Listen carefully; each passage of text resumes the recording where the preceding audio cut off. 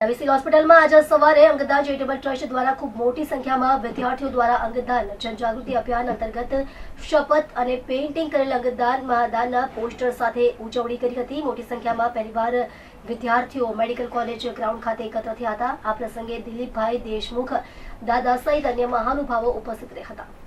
અંગદાન ચેરિટેબલ ટ્રસ્ટના પ્રણેતા આદરણીય દિલીપભાઈ દેશમુખ દાદાની ઉપસ્થિતિમાં આજે 500 થી વધુ વિદ્યાર્થીઓએ મેડિકલ કોલેજના ગ્રાઉન્ડ ખાતે અંગદાન મહાદાન અભિયાનને સફળ બનાવવા માટે પોસ્ટરો અને બલૂન સાથે અંગદાન મહાદાનના સૂત્રો સાથે દાદાની ઉપસ્થિતિમાં અંગદાન મહાદાનના શપથ લીધા।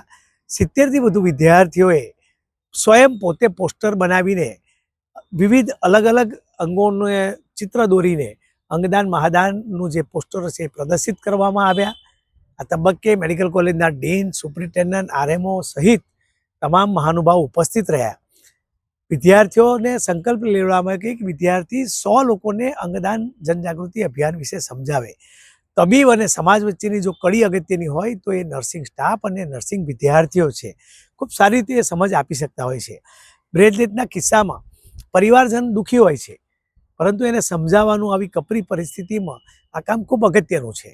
આપણે ભગવાનને પ્રાર્થના કરીએ કે કોઈના પરિવારમાં બ્રેન ડેથ ના થાય, પણ કુદરતી રીતે થાય તો એ પરિવાર અવશ્ય અંગદાન કરાવે, જેથી જે મોતના મુખમાં અંગો વગર પ્રતીક્ષા કરી રહ્યા છે એને અંગદાન મળવાને કારણે એના જીવનમાં અચૂક રોશની આવે છે।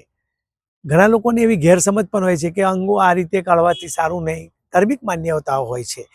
સિવિલ હોસ્પિટલ સુરત ખાતે 3 મુસ્લિમ પરિવારોના અંગ પ્રાપ્ત થયા છે, જેને કારણે અનેકના જીવનમાં રોશની આવે છે। આવી ગેરમાન્યતા દૂર કરીને ઘણા એવી અનુભૂતિ પણ કરે છે કે અમારું સ્વજનનું અંગ બીજાના જીવનમાં ધબકતું છે, એની ખુશી પણ વ્યક્ત કરે છે અને અમારો પરિવારનો જે વ્યક્તિ છે એ અમર થયો છે એવી અનુભૂતિ પણ કરે છે।